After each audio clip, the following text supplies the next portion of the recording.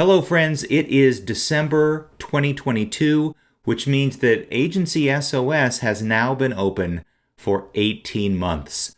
And we're still here. Going to cover three things in this video. First, an update on what's happening here at the agency and what we have in the pipeline. Second, going to look back over the last year and share some wins and some fails. And then finally, a look ahead to 2023. Agency update. So how is the agency doing? I first started doing these video updates when we first opened the doors 18 months ago. And those of you who have followed our journey know that I've tried to be pretty transparent about how things are going. I think we're doing pretty good. At the 18-month mark, our total revenues are $2 million.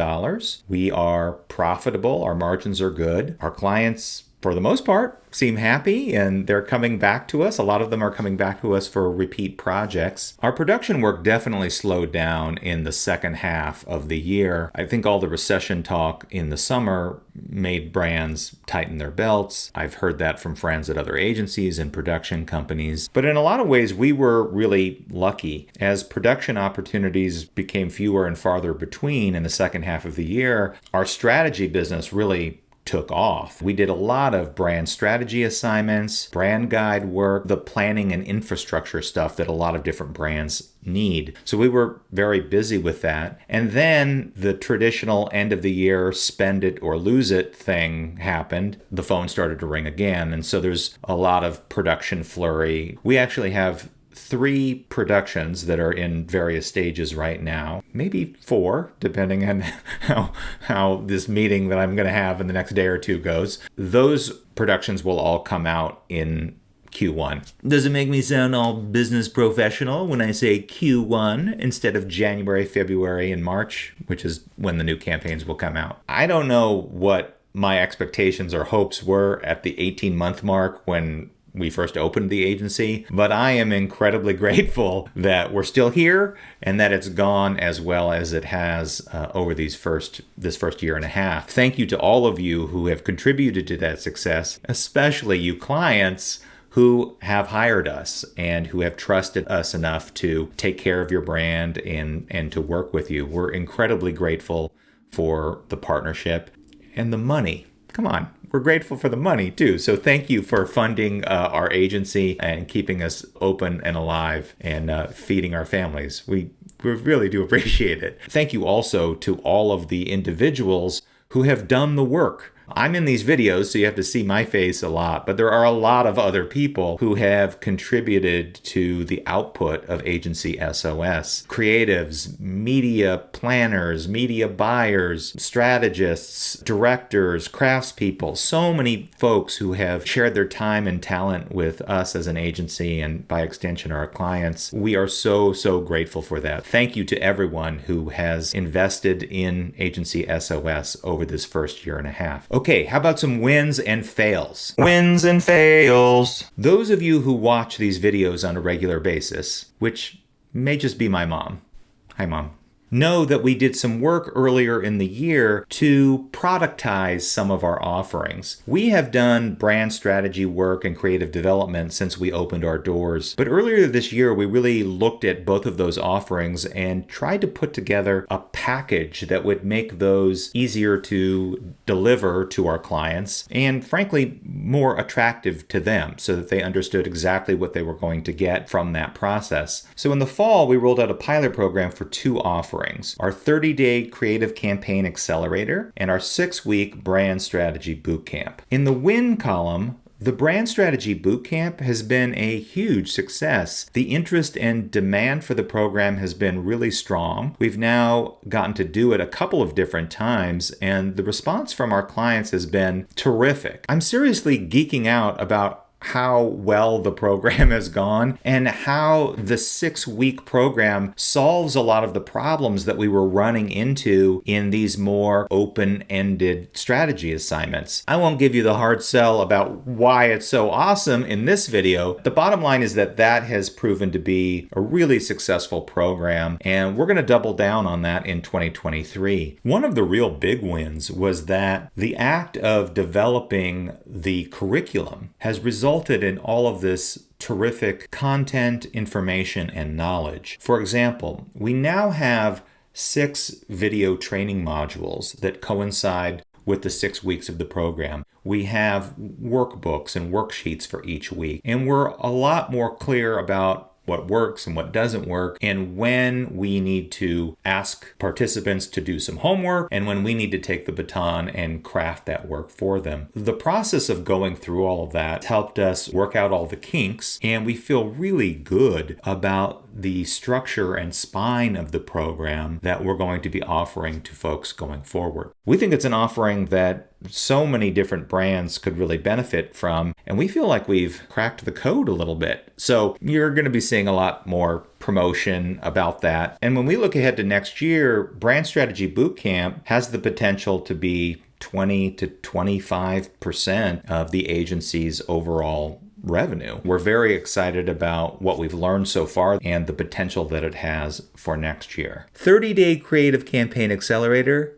has not been as much of a hit, friends. If Brand Strategy Bootcamp is a win, for now anyway, I have to call the Creative Accelerator a little bit of a fail. We think there's a couple different reasons for that. We're still really glad that we put it out there in the world because the feedback that we've gotten about it has been very educational and interesting for us. 30-Day Creative Campaign Accelerator was an extension of an earlier idea that we had tried in our first year called 10-10-10. 10 ideas in 10 days for 10 grand. That proved to be pretty successful, and we did that a number of different times and delivered to happy clients. But the reality is very few of those ended up becoming real campaigns. The idea behind the 30-Day Campaign Accelerator was really to give those ideas a little bit more structure so that they were closer to implementation. Folks would walk away from, you know what, it doesn't matter what it intended to do. It didn't work. Right? The market is always right. So either we did a terrible job of selling it and explaining it and structuring it, or folks just don't want it, not the way that we presented it. So we're taking another look at that, and there'll definitely be some adjustments to the website and the way that we're positioning our offering early next year. So stay tuned. Another win this year was a win for us. If you follow me on LinkedIn, you might consider it a fail. A few months ago, I was in a coaching program with a number of other agency owners, and one of the topics that was discussed was content marketing. And it really came down to picking a particular channel, YouTube, LinkedIn, TikTok, whatever you wanted to choose, and sort of going all in on that channel in terms of your content marketing. It probably comes as no surprise to you that I, professional that I am, chose LinkedIn. I've always been a fairly regular poster on LinkedIn, but I was not a daily post guy until a few months ago. So if you're wondering why the hell you've been seeing so many posts from me on LinkedIn over the last few months, that's what's behind it. I went into it with a lot of trepidation. Nobody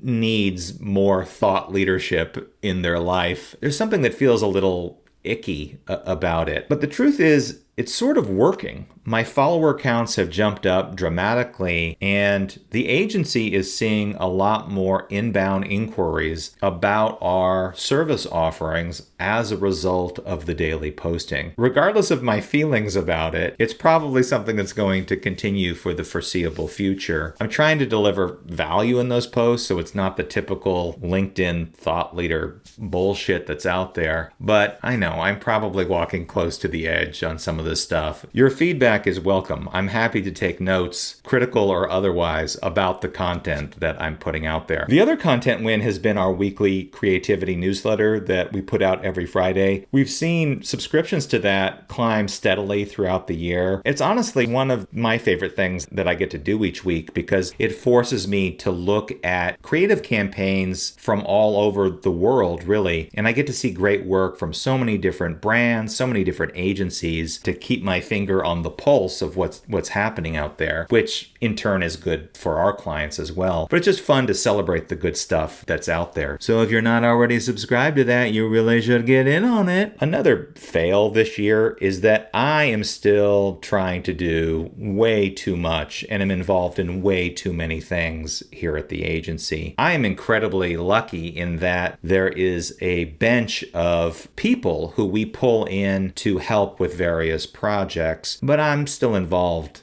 in a lot of things, most things, too many things. And so one of the fails really is the thing that I think plagues a lot of startups. The founders just take on too much and are trying to wear too many hats. Too many hats. Candidly, one of the goals for 2023 is to operationalize the work of the agency so that more of it can be done by different folks. I'm not complaining. I feel incredibly lucky that the agency has thrived the way it has in the first 18 months, and I'm proud of the time and effort and work that I've poured into it, and grateful for the help I've gotten from so many other people. And I know that the healthy next step for our agency is for more people to be involved in delivering our services and our work. So look for that in 2023. What else is ahead in 2023? What else is ahead in 2023? So many people ask me, what is the end game for Agency SOS? What do you hope to achieve? It's a great question, and to be honest, we're still figuring out the answer. I know for sure that the goal is not to get big. One of the things that was so frustrating for me personally at larger agencies was just the enormous